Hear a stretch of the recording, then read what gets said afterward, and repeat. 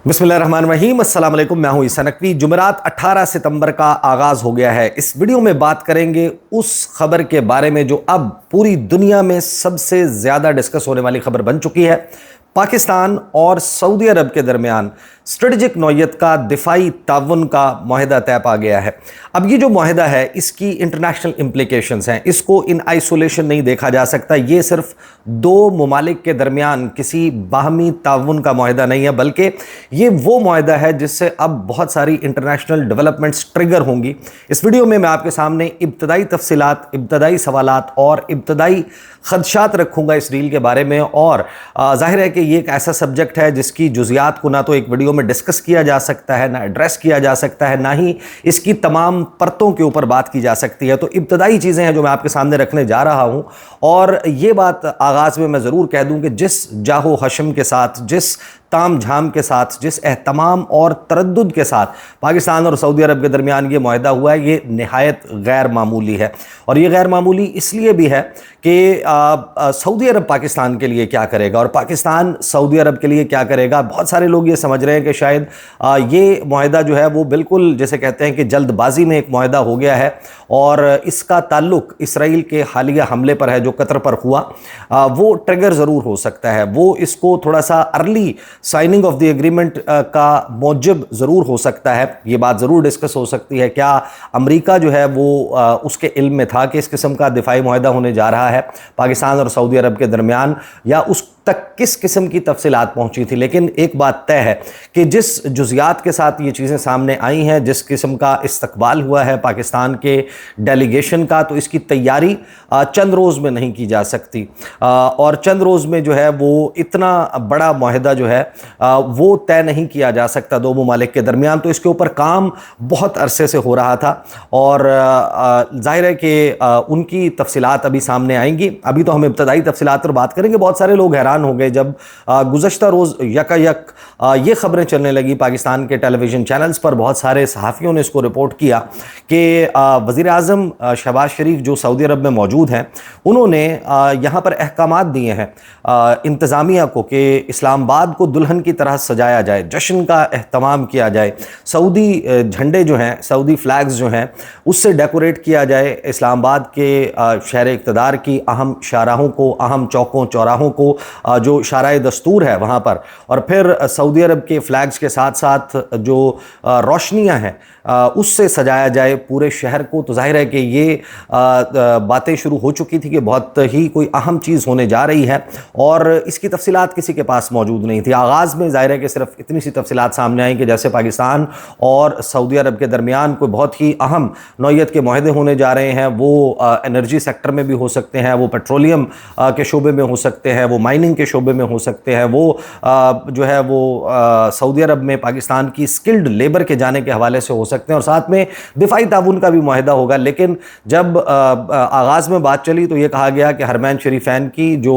Holi sites हैं, जो मुकद्दस मकामात हैं सऊदी अरब में, उनकी हिफाजत की जिम्मेदारी शायद पाकिस्तान को दी जा रही है। और वैसे भी आपको मालूम है कि पाकिस्तान का जो सिक्योरिटी डॉक्ट्रिन है उसमें ये बात हमेशा से मौजूद है, जो सऊदी अरब में मौजूद होली साइट्स हैं, मुकद्दस मकामात हैं, वो सिर्फ सऊदी अरब के लिए नहीं बल्कि पूरी इस्लामी दुनिया के लिए और पाकिस्तानियों के लिए भी उसी तरह मुकद्दस और मुकद्दम है जिस तरह किसी भी सऊदी शख्स के लिए, सऊदी शख्सियत के लिए जो है वो हो सकते हैं। तो फिर उनकी जो दिफा है उसकी जिम्मेदारी वैसे भी वो रिस्पॉन्सिबिलिटी ना सिर्फ पाकिस्तान बल्कि दुनिया भर के इस्लामी ममालिक फील करते होंगे। तो जाहिर है कि ये मामला उस तक महदूद नहीं था। अभी तो मैं आपके सामने रखने लगा हूँ कि जो तफसीलात इब्तदाई सामने आई हैं, फिर इब्तदाई सवालात और इब्तदाई खदशात पर बात करेंगे और फिर आने वाली वीडियोज़ में मैं इसकी मुख्तलिफ परतें हैं, मुख्तलिफ जहतें हैं, the Indian angle, the Israeli angle, फिर जो इंटरनेशनल एंगल है इसका, और फिर ये माहिदा किस तरीके से पाकिस्तान की जो एक्सीलेंस है इन डिफेंस सेक्टर उसके ऊपर एतमाद का मज़हर है। और क्या वाकई अब ये सवाल पैदा हो गया है कि अमेरिका अपनी साख एक सिक्योरिटी प्रोवाइडर के तौर पर या फिर एक डिफेंस पार्टनर के तौर पर खो चुका है। और फिर जाहिर है कि इसमें बहुत ही अहम तरीन सवालात में से एक सवाल ये भी है कि जो अमेरिका है, जिसके बारे में जब हम पाकिस्तान और इंडिया के तनाजुर में बात करते हैं मैं अक्सर ये कहता हूँ कि ये मुमकिन नहीं है कि अमेरिका बैक वक्त पाकिस्तान और इंडिया का स्ट्रेटेजिक पार्टनर हो, अगर वो इंडिया का स्ट्रेटेजिक पार्टनर है, उसको डिफेंस इक्विपमेंट फराहम करता है, उसके साथ उसके दिफाई माहदे मौजूद हैं, तो फिर वो पाकिस्तान जो कि इंडिया जिसको अपना बदतरीन दुश्मन समझता है, या जिसके वजूद से ख़तरा महसूस करता है, या जिसके वजूद को मिटाना चाहता है, या जिसके वजूद को एक्सेप्ट नहीं करता, तस्लीम नहीं करता, वो ये कहता है कि पाकिस्तान का वजूद जो है या पाकिस्तान का बनना जो है वो एक हिस्टोरिक मिस्टेक थी, जिसको वो इतिहासिक गलती कहते हैं, और ये कहते हैं कि हमने इस सीमा को जो है वो अंडू करना है, इस सीमा को मिटाना है, इस सरहद को मिटाना है। जब वो ये अज़ाइम लेकर चलता है तो ये क्यों कर मुमकिन है कि अमेरिका बैक वक्त इंडिया का भी दोस्त और पाकिस्तान का भी दोस्त। और अब ज़रा इसको मिडल ईस्ट पर ले जाएं कि अमेरिका जो डिफेंस के मामलात में हर तौर जो है वो इसराइल का साथ देता है, इसराइल की बैकिंग पर मौजूद है, उसके डिफेंस सिस्टम उसने प्रोवाइड किया, उसकी अटैक कैपेबिलिटीज़ को एनहांस करने में, इम्प्रूव करने में, और फिर उसको इस काबिल बनाने में कि वो पाकिस्तान जो वो मिडल ईस्ट में और अरब दुनिया में मुस्लिम ममालिक को निशाना बना सके। जब ये कैपेबिलिटीज़ इसराइल को देने वाला मुल्क जो है वो अमेरिका है, तो ये क्यों कर मुमकिन है कि अमेरिका फिर उन्हीं ममालिक का जिनके खिलाफ वो ये सब कुछ इसराइल को फराहम कर रहा है, उन ममालिक का जिनके खिलाफ फराहम कर रहा है, उनको फिर दिफा जो है, दिफा की ऐसी सलाहियत भी फराहम कर देगा कि जिससे वो इसराइली हमलों से बच पाएँ। तो अमेरिका की क्रेडिबिलिटी, अमेरिका की साख वो जो है उसके ऊपर एक सवाल पैदा हो गया। लेकिन हमारे लिए जो बहुत ही अहम सवालात हैं, यकीनन बहुत सारे लोग अब इसके ऊपर भांत भांत के तबसरे भी शुरू हो गए हैं। कोई ये कह रहा है कि ये कोई हायर्ड गन का किरदार अदा कर रहे हैं। देखें, मैं आपको इन ऑल फेयरनेस में आपको ये बताऊं कि ये ज़ाहिर है कि सवाल उठता अगर ये म्यूचुअल एग्रीमेंट ना होता। यहाँ पर बात जो हुई है वो म्यूचुअल एग्रीमेंट की, और सबसे अहम इस मामले में मोहम्मद बिन सलमान के जो भाई हैं, उनका जो डिफेंस मिनिस्टर हैं सऊदी अरब के, उनका जो ट्वीट है वो ट्वीट शायद अभी उस तरीके से डिस्कस नहीं हुआ। इंटरनेशनल मीडिया ने स्टोरी को जिस तरीके से अब पिक करना शुरू किया है, अगली वीडियो में मैं आपके सामने ये भी रखूंगा कि जो इंटरनेशनल मीडिया है वो इसके हवाले से क्या बात कर रहा है, किस किस्म की रिपोर्टिंग हो रही है। खसूसन इंडियन और इजरायली मीडिया को अगर आप फॉलो करेंगे तो आपको अंदाज़ा होगा कि किस किस्म के जो खदशात हैं वो उनके जहन में या उनके जहनों में पैदा होना शुरू हो चुके हैं। और फिर इसका एक अलहदा से एक बहुत ही इंपॉर्टेंट आस्पेक्ट है वो ये कि पाकिस्तान की हिस्ट्री में अगर पाकिस्तान को देखा जाए, गुज़श्ता 77-78 सालों में इंडिया और पाकिस्तान की जो राइवलरी है, जो दुश्मनी है, उसमें इंडिया को क्या एज था पाकिस्तान पर, और वो एज शायद अब बरकरार ना रह पाए इस मुआहदे के बाद। अगर तो इसकी जुज़ियात वही हैं जो कि अभी सामने नहीं आई, लेकिन अंडरस्टैंडेबल है कि यही इसकी जुज़ियात होंगी। सबसे पहले तो मैं आपको बता दूं कि जो जारी किया गया है, एक ज़ाहिर है कि जॉइंट स्टेटमेंट है जो पाकिस्तान और सऊदी अरब के इस जो मुआहदा हुआ है इसके बाद जारी किया गया, इन मुलाकातों के बाद जारी किया गया है। लेकिन जिस वक्त पाकिस्तानी डेलीगेशन का तैयारा जो है वो सऊदी फ़िज़ाई हदूद में दाखिल हुआ, जिस तरीके से उसको एस्कॉर्ट किया गया, F-15 तैयारों ने, सऊदी अरब के सऊदी रॉयल एयर फोर्स के तैयारों ने, लड़ाका तैयारों ने, जिस तरीके से फिर पहुँचने के बाद गन सल्यूट दिया गया, जिस तरीके से सऊदी शाहराहों को सजाया गया था पाकिस्तान के झंडे के साथ, और फिर जो पर्पल कारपेट रोल आउट किया गया, इसके ऊपर मैं आपको याद होगा कि मैं माजी में बात कर चुका हूँ। बहुत ही कम ममालिक हैं जिनके या डिग्निटरीज़ हैं जिनके इस्तकबाल के लिए सऊदी अरब इतना ज़्यादा तरद्दुद और इतना ज़्यादा एहतमाम करता है। तो जिस किस्म का प्रोटोकॉल था उससे ये तो वाज़ेह है कि ये मुआहदा कोई मामूली मुआहदा नहीं है। और ये भी जहन में रखिए कि ये पाकिस्तान के ऊपर कोई एहसान नहीं है, ये विन विन सिचुएशन है दोनों ममालिक के लिए जब भी ये मुआहदा तय पाया है। और इसमें जो सऊदी अरब पाकिस्तान को फराहम करने जा रहा है यकीनन वो पाकिस्तान के लिए बहुत कीमती है, लेकिन उसके बदले में जो पाकिस्तान फराहम करने जा रहा है वो सऊदी अरब के लिए ना सिर्फ ये कि गैर मामूली और कीमती है, बल्कि एक ऐसी चीज़ है जो शायद उसे दुनिया का कोई और मुल्क फराहम नहीं कर सकता था। और पाकिस्तान मई के बाद से जो इंटरनेशनल डायनामिक्स चेंज हुई हैं वो अपने तौर पर एक मामला है जो मौजूद है। सबसे पहले तो देख लें कि जो बयान जारी किया गया है पीएमओ की तरफ से, प्राइम मिनिस्टर ऑफिस की तरफ से, और उसको जिस तरीके से पीएमओ प्रेस रिलीज़ में क्राफ्ट किया गया है वो भी बड़ा इंपॉर्टेंट है। अलबत्ता एक ज़ाहिर है कि एक नगमा जो है वो आपके सामने इस वक्त सर्कुलेट कर रहा होगा सोशल मीडिया पर, उस नगमे का ओरिजिन क्या है ये भी एक बहुत अहम सवाल है, और उसके बोल क्या बताते हैं वो एक अलहदा से सब्जेक्ट है। और वो जो नगमा है उस नगमे का ओरिजिन क्या है, क्या वो पाकिस्तान ने जो है वो कंपोज़ करवाया है सऊदी अरब में किसी से, सऊदी अरब ने करवाया है इस दौरे के हवाले से, या फिर जो है वो इस नगमे को जॉइंटली जो है वो मुश्तरका तौर पर जारी किया गया है। सऊदी अरब का जो एम्बेसी है, उनके प्रेस अताशी हैं, या जो सऊदी फॉरेन मिनिस्ट्री है, या जो उनके ट्विटर हैंडल्स हैं, उस पर मैंने इसको सर्कुलेट होते नहीं देखा। लिहाजा करीन क़यास बात यही है कि ये नगमा पाकिस्तान ने ख़ुद तैयार करवाया है, और मोस्ट प्रोबेबली सऊदी अरब में किसी की खदमात हासिल की गई होंगी, किसी म्यूज़िक कंपनी की, या खलीजी ममालिक में उनकी खदमात हासिल की गई होंगी। लेकिन ये तराना भी जो है वो बड़ा सर्कुलेट किया जा रहा है, पोस्ट किया जा रहा है मुख्तलिफ सहाफ़ियों की तरफ से। अब बयान पर आ जाएं, और इसके आगाज़ में इस प्रेस रिलीज़ के शुरू होने से पहले जो नोट जो है भेजा गया पीएमओ की तरफ से, वो था कि सऊदी अरब और पाकिस्तान के दरमियान हसास दिफाई मुआहिदा तय पा गया। फिर प्रेस रिलीज़ जो है वो उसका आगाज़ होता है रियाद 17 सितंबर 2025, वज़ीर-ए-आज़म मोहम्मद शहबाज शरीफ के मुमलिकत सऊदी अरब के दौरे के हवाले से मुश्तरका एलामिया। वली-ए-अहद व वज़ीर-ए-आज़म सऊदी अरब शहज़ादा मोहम्मद बिन सलमान बिन अब्दुल अज़ीज़ अल सऊद की पुरवक्कार दावत पर पाकिस्तान के वज़ीर-ए-आज़म मोहम्मद शहबाज शरीफ ने 17 सितंबर 2025 को मुमलिकत सऊदी अरब का सरकारी दौरा किया। वली-ए-अहद व वज़ीर-ए-आज़म शहज़ादा मोहम्मद बिन सलमान बिन अब्दुल अज़ीज़ अल सऊद ने रियाद के अल यमामा पैलेस में वज़ीर-ए-आज़म पाकिस्तान का इस्तकबाल किया। दोनों रहनुमाओं ने पाकिस्तान और सऊदी अरब के वफूद की मौजूदगी में मुज़ाकरात का बाज़ाब्ता इजलास मुनक्किद किया। इजलास के आगाज़ में वज़ीर-ए-आज़म शहबाज शरीफ ने खादिमुल हरमैन शरीफैन शाह सलमान बिन अब्दुल अज़ीज़ अल सऊद के लिए खैर मकदम का इजहार करते हुए नेक ख्वाहिशात का इजहार किया।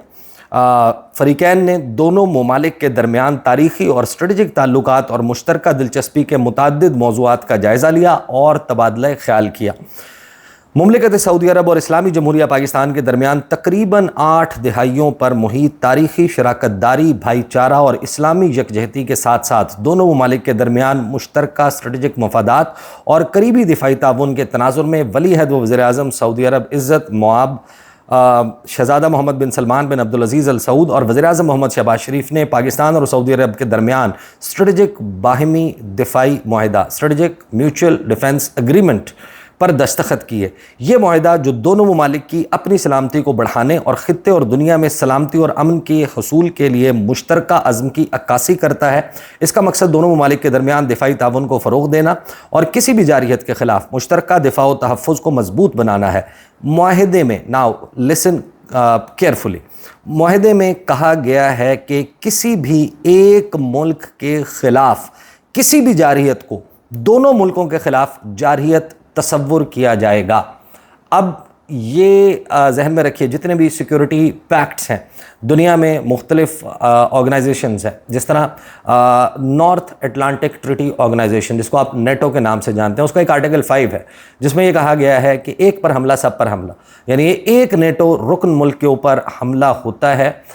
तो वो तमाम ममालिक पर हमला तसव्वुर होगा और तमाम ममालिक अपने वसाइल से और वसाइल को बरूए कार लाते हुए जो एक पूल बनाया गया उसके तहत जारियत का हमले का मुकाबला करेंगे। तो ये क्वेश्चन जो है वो बहुत इंपॉर्टेंट हो गया है। नोइंग कि पाकिस्तान का एडवर्सरी, मैं इसकी आगे जो प्रेस रिलीज़ का हिस्सा उस पर आने से पहले अगर सऊदी अरब का कहा जाए कि सऊदी अरब को कहाँ किससे हमला हो सकता है, उनकी एक मुखासमत, एक माजी में रकाबत, और ये कोई सऊदी अरब के हालिया जो शक्ल में बनने के बाद नहीं है। ईरान और सऊदी अरब, फ़ारिस और सऊदी अरब या अरब दुनिया, इनके दरमियान अरब और अजम और ये लड़ाई जो है वो बहुत पुरानी है और सऊदी अरब की बराह रास्त कभी कोई जंग या लड़ाई नहीं हुई ईरान के साथ, लेकिन ऐसे इल्ज़ामात दोनों जानिब लगते रहते हैं कि एक प्रॉक्सी बैटल जो है वो इनके दरमियान जारी है। फिर यमन से हौसी कबाइल, उनकी तरफ से जो हमले हैं उनके हवाले से सऊदी अरब अरब ने जो अलायंस बनाई थी, कुछ हमले सऊदी अरब और उनकी अलायंस की तरफ से हुए और एक वर्स्ट ह्यूमैनिटेरियन क्राइसिस यमन में पैदा हुआ। वहाँ पर मंसूर हादी की हुकूमत के हवाले से और मौजूदा जो इस वक्त निज़ाम है उसके हवाले से सऊदी अरब का मतमा नज़र आपके इल्म में है। और जो हौसीज़ के हमले हैं उसमें सऊदी अरब में जो सबसे बड़ा डैमेज आपको याद होगा कि हुआ वो था जो सऊदी ऑयल रिफाइनरीज़ हैं उनके ऊपर जिस किस्म का हमला हुआ था 2019 में, और तवातर के साथ मुख्तलिफ सालों में हमले होते रहे, लेकिन एक वक्त तो ऐसा आया कि जिसमें अरामको की फैसिलिटीज़ और उनका ऑपरेशन बाकायदा रुक गया था। अब उससे बचाने के लिए जो सिक्योरिटी प्रोवाइडर है या जो उनको डिफेंस शील्ड फ्राहम करता है वो अमेरिका है। उनके थार्ड और patriot missile defence system Saudi installations के सऊदी अरब में जो ऑयल की रिफाइनरीज़ हैं, तनसीबात हैं, उनकी हिफाजत के लिए मौजूद होते हैं। अब एक तो ये मामला हो गया। फिर इसराइल के जो अज़ाइम हैं ग्रेटर इसराइल के, जिसमें अगर आप ग्रेटर इसराइल का नक्शा अभी भी सर्च करें तो आपको मालूम है कि उसमें सऊदी अरब का एरिया, उसमें ईरान की सरहदों तक, शाम, इराक़, कुवैत, ये तमाम एरियाज़ जो है वो ज़ाहिर है कि फिर उसमें ओमान भी शामिल है, उसमें जो जॉर्डन है बेसिकली वो शामिल है, उसमें बहुत सारा एरिया जो है वो तुर्की की सरहद तक जाता है। और फिर जो है बहुत सारे इलाके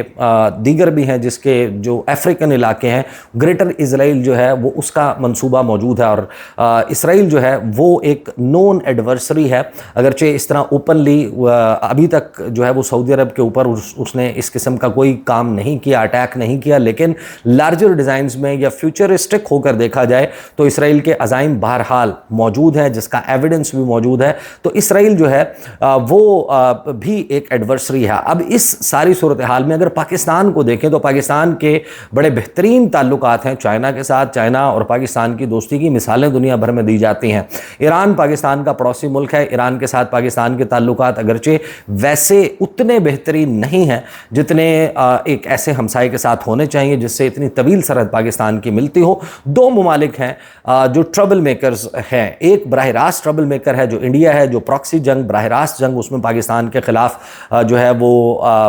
बरसरे पैकार होता है, पाकिस्तान पर हमले, पाकिस्तान के साथ जंगें, एक लंबी हिस्ट्री मौजूद है। और फिर अफ़गानिस्तान है जिसका जो सरजमीन है वो पाकिस्तान के ख़िलाफ़ एक प्रॉक्सी बैटल ग्राउंड के तौर पर इस्तेमाल होती है, एक टेरर लॉन्च पैड के तौर पर इस्तेमाल होती है, जहाँ पर पाकिस्तान के साथ मुखासमत रखने वाले, पाकिस्तान में सेपरेटिस्ट जो मूवमेंट चलाने वाले हैं वो अफ़गानिस्तान को एक ट्रेनिंग कैंप के तौर पर, एक ऐसी जगह जहाँ पर उन्हें असलहा और ट्रेनिंग फ्राहम की जाती है, जो एडवर्सेरियल जो कुव्वतें हैं उनकी तरफ से, उसके तौर पर इस्तेमाल होता है। तो इन दो ममालिक की तरफ से पाकिस्तान में जब कोई छेड़छाड़ होगी तो ये सवालात अब हमारे सामने मौजूद हैं। एक तो ये कि ये जो डिफेंस पैक्ट है इसको पैक्ट के तौर पर लिया जाएगा, इसको एग्रीमेंट के तौर पर लिया जाएगा। और फिर बहुत ही अहम सवाल ये है कि अगर इंडिया पाकिस्तान के ऊपर हमलावर होता है, जो इस साल में हम एक्सपीरियंस कर चुके हैं और अभी जंग के बादल छटे नहीं हैं, बहुत सारे लोग ये कहते हैं, और ये एक बहुत ही स्ट्रॉन्ग इस वक्त केस मौजूद है। एक तो कश्मीर न्यूक्लियर फ्लैश पॉइंट कहा जाता है पूरी दुनिया का, और दूसरा जो इस वक्त इंडस वाटर ट्रीटी उसको इन अबेंस डालकर जो आबी दहशतगर्दी पाकिस्तान के ख़िलाफ़ भारत कर रहा है, ये किसी भी वक्त एक बड़े कॉन्फ्लिक्ट में, एक आर्म्ड कॉन्फ्लिक्ट में बदल सकती है। तो अब हमारे सामने जो सवालात मौजूद हैं, एक तो ये कि पाकिस्तान ने जिस तरीके से ऑपरेशन बुनियान मरसूस में इंडिया को निशाना बनाया, इंडिया के जारहियत का जवाब दिया, इंडिया के जंगी लड़ाका तैयारे राफेल उनको जिस तरीके से गिराया, पाकिस्तान के जो मिसाइल्स हैं वो रूस का प्रोवाइडेड एक बहुत बेहतरीन, one of the best in the world, state of the art S-400 missile defence system, उसको चीट करते हुए, उसको जो है वो बीट करते हुए इंडिया में उसने निशाना बनाया। चाहे पाकिस्तान के फतह 1, फतह 2 मिसाइल्स हों, शाहीन मिसाइल्स हों, उन्होंने जिस तरीके से इंडिया को निशाना बनाया। तो हमारे सामने जो सवालात मौजूद हैं, बहुत ही अहम सवालात, जो इसकी जुज़ियात सामने आई हैं उसके मुताबिक अब तक, और जब आप उसको मिलाकर देखेंगे सऊदी अरब के डिफेंस मिनिस्टर मोहम्मद बिन सलमान के भाई शहजादा खालिद के ट्वीट के साथ, तो फिर आपको अंदाज़ा होगा। अब हमारे सामने सवालात ये हैं कि क्या इस डिफेंस एग्रीमेंट का, म्यूचुअल डिफेंस एग्रीमेंट का मतलब ये है कि पाकिस्तान के मिसाइल्स एक सऊदी फंडेड प्रोडक्शन या सऊदी अरब हमारे से परचेज़ करेगा और हम उनको फराहम करेंगे वही मिसाइल्स जो कामयाबी से जिन्होंने जाकर हिट किया था इंडिया को, वो मिसाइल्स जो हैं वो मौजूद होंगे सऊदी अरब में, और सऊदी अरब के जो एडवर्सरीज़ हैं, ये जो उसके दुश्मन ममालिक हैं, उनकी जानिब रुख होगा उन मिसाइलों का। क्या पाकिस्तान जो है वो ट्रूप्स ऑन ग्राउंड भी फराहम करेगा होली साइट्स के लिए, उनकी हिफाजत और सिक्योरिटी के लिए। और सबसे अहम और ट्रिकी सवाल यह है कि अगर पाकिस्तान और इंडिया के दरमियान अगर ये जंग छिड़ जाती है, कोई लड़ाई पड़ जाती है, या फिर पाकिस्तान ये कहता है कि ये भी हमारे ऊपर एक आबी दहशतगर्दी और हमला है, ये वाटर बॉम्ब है जो पाकिस्तान के ऊपर फोड़ा गया है, तो सवाल बहुत ही अहम यह है कि सऊदी अरब पाकिस्तान का किस तरीके से साथ देगा। अगर इंडिया पाकिस्तान पर हमला करता है तो क्या सऊदी अरब पाकिस्तान की सिर्फ फाइनेंशियल मदद करेगा, इकोनॉमिक मदद करेगा, या सऊदी अरब भी पाकिस्तान के दिफा के लिए अपना जो डिफेंस इक्विपमेंट है वो हमारे डिस्पोजल पर रखेगा? क्योंकि सऊदी अरब जो है वो पूरी दुनिया से सबसे ज़्यादा डिफेंस इक्विपमेंट जो है वो प्रोक्योर करता है। लेकिन बहुत ही अहम बात यह है कि जितने भी वेस्टर्न ममालिक हैं या इवन जो भी डिफेंस प्रोडक्शन में इन्वॉल्व हैं, उनका एक एंड यूज़ एग्रीमेंट ज़रूर होता है कि जिनको वो असलहा फराहम कर रहे होते हैं उसके हवाले से ये ज़रूर मौजूद होता है कि इसका इस्तेमाल जो है वो किन पर्पज़ से होगा, किसके ख़िलाफ़ हो सकता है, किसके ख़िलाफ़ नहीं हो सकता। मेजॉरिटी केसेस में इस किस्म के ही डिफेंस जो इक्विपमेंट को प्रोवाइड करने के एग्रीमेंट्स हैं वो इन्हीं लाइंस के ऊपर होते हैं। तो सऊदी अरब जो अपना डिफेंस इक्विपमेंट खुद प्रोड्यूस नहीं करता बल्कि मुख्तलिफ जो जंगी साजो सामान बनाने वाले इदारे हैं उनसे परचेज़ करता है। तो सऊदी अरब की पाकिस्तान के साथ हेल्प क्या होगी? क्या सिर्फ पाकिस्तान को वो कुछ फराहम करेगा, या फिर इंडिया जहां पर बिलियंस ऑफ डॉलर्स की इन्वेस्टमेंट सऊदी अरब की है, उसके मुआहदे मौजूद हैं, उसके ताल्लुकात मौजूद हैं, उनके दरमियान जॉइंट मिलिट्री एक्सरसाइजेज जो है और जॉइंट उनकी नेवल एक्सरसाइजेज जो है उनका एक मैकेनिज़्म मौजूद है जो Indian army chief Manoj Mukund Naravane और जो उनके CDS chief of defence staff Bipin Rawat जिस वक्त उनका हेलीकॉप्टर क्रैश में डेथ नहीं हुई थी, उस वक्त जो है ये मामलात तय पाए थे सऊदी अरब और इंडिया के दरमियान। क्या पाकिस्तान का जो एडवर्सरी है, पाकिस्तान का जो दुश्मन है, जिसके साथ हम अभी भी एक तरीके से एक स्टेट ऑफ वॉर एग्जैक्टली नहीं कहा जा सकता, लेकिन एक ख़तरा जो है वो बहरहाल मंडला रहा है, तो हमारे उस एडवर्सरी के खिलाफ सऊदी अरब हमारा कितना साथ देगा, ये बहुत आम सवाल मौजूद है। मैं ज़रा ये प्रेस रिलीज़ कंप्लीट कर लूँ। वज़ीर-ए-आज़म मोहम्मद शहबाज शरीफ ने अपने और पाकिस्तानी वफ़द के पुरतपाक इस्तकबाल और फ़राख दिली से मेहमान नवाजी पर वली अहद शहज़ादा मोहम्मद बिन सलमान बिन अब्दुल अज़ीज़ अल सऊद का तहे दिल से शुक्रिया अदा किया। वज़ीर-ए-आज़म शहबाज शरीफ ने खादिम अल हरमैन शरीफैन शाह सलमान बिन अब्दुल अज़ीज़ अल सऊद, वली अहद व वज़ीर-ए-आज़म सऊदी अरब शहज़ादा मोहम्मद बिन सलमान बिन अब्दुल अज़ीज़ अल सऊद और सऊदी अरब के बरदर अवाम के लिए मुसलसल तरक्की, खुशहाली और फलाह बहबूद के लिए नेक ख्वाहिशात का इजहार किया। इज़्ज़त माब वली अहद ने वज़ीर-ए-आज़म मोहम्मद शहबाज शरीफ की अच्छी सेहत, तंदुरुस्ती और पाकिस्तान के बरदर अवाम की मज़ीद तरक्की और खुशहाली के लिए नेक तमन्नाओं का इजहार किया। अब हम आ जाते हैं उस जो ट्वीट्स बहुत हो रहे हैं इस वक्त, बहुत ज़्यादा इस वक्त इस पर गुफ्तगू हो रही है। खालिद बिन सलमान उन्होंने एक ट्वीट किया, मोहम्मद बिन सलमान के भाई हैं और सऊदी अरब के डिफेंस मिनिस्टर हैं। KSA and Pakistan, kingdom of Saudi Arabia and Pakistan one front against any अग्रेसर, यानी हमलावर कोई भी हो महाज एक होगा, महाज पर इकट्ठे होंगे ऑलवेज एंड फॉर एवर। ये बहुत ही सिग्निफिकेंट ट्वीट है। इसके आगे उन्होंने सऊदी अरब का झंडा, पाकिस्तान का झंडा और ये उस जॉइंट स्टेटमेंट के फ़ौरन बाद उन्होंने ये ट्वीट किया। मैं ज़रा डिस्प्ले कर दूं, ये आपके सामने मौजूद है। खालिद बिन सलमान उनका ये ट्वीट है कि kingdom of Saudi Arabia and Pakistan one front against any अग्रेसर। तो पाकिस्तान के ख़िलाफ़ जारहियत कोई भी करता है तो वन फ्रंट होगा, अगर सऊदी अरब के ऊपर कोई जारहियत करता है तो वन फ्रंट होगा। लेकिन